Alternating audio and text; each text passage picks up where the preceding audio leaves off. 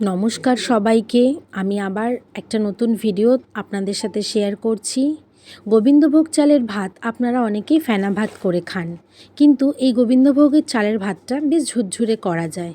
তার জন্য কি করতে হবে, আগে জলের মধ্যে পাতলা পাতলা করে কেটে রাখা আলুগুলো সেদ্ধ করে নিতে হবে। তারপরে চালটা দিয়ে ফ্যানটা ঝরিয়ে নেবেন, দেখবেন একদম ঝুরঝুরে ভাত হয়ে গেছে। আর অবশ্যই ভাতটা 80% মতো করবেন, কেন বাকি 20%টা ওই গরম ভাপেই হয়ে যায়।